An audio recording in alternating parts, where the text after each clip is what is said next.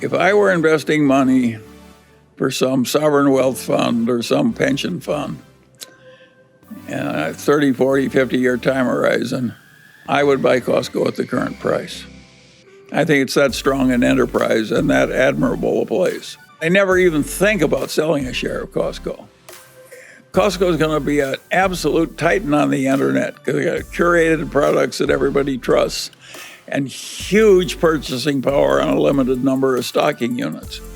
I think it's going to be a big, powerful company as far ahead as you can see. And I think it deserves its success.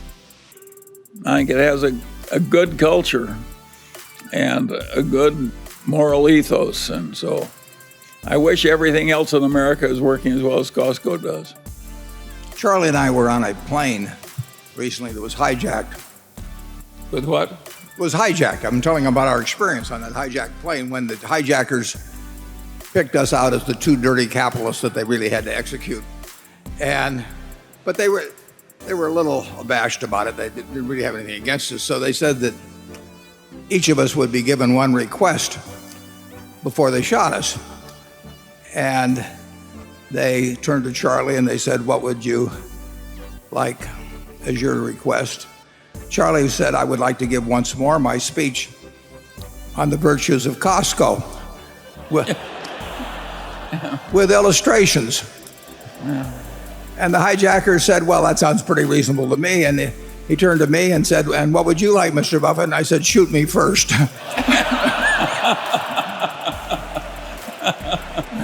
Yeah. Well, Costco, of course, is a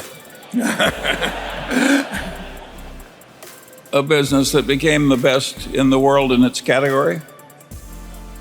And it did it with an extreme meritocracy and an extreme ethical duty, self-imposed, to take all its cost advantages as fast as it could accumulate them and pass them on to the customers. And of course that created ferocious customer loyalty.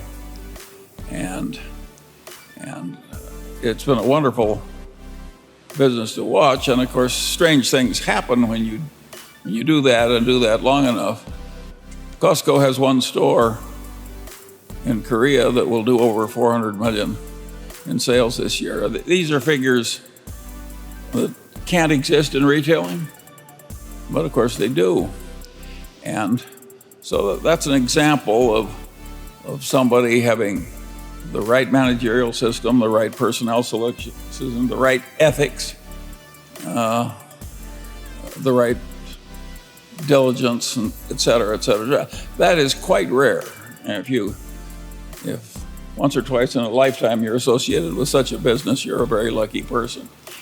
And the more normal business is a business like, say, General Motors, which became the most successful business of its kind in the world and wiped out its common shareholders, last year?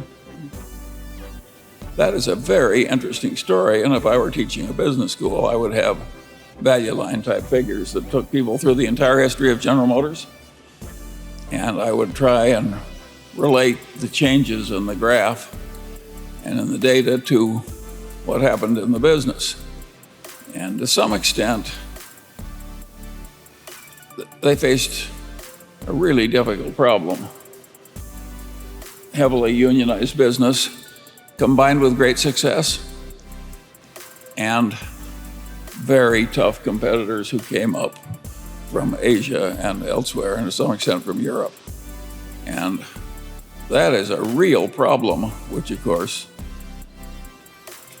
to prevent wealth from killing you, your success turning into a disadvantage, is a big problem in business. And so there are all these wonderful lessons in those graphs.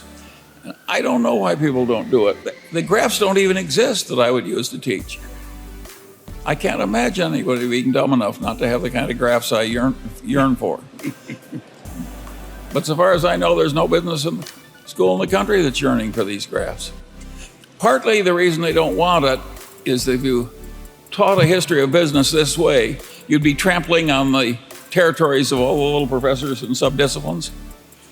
you'd be stealing some of their best cases. And the bureaucracies, even academic bureaucracies, people protect their own turf.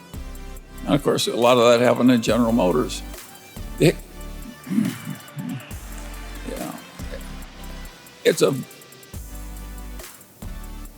I really think the world, that's the way it should be taught.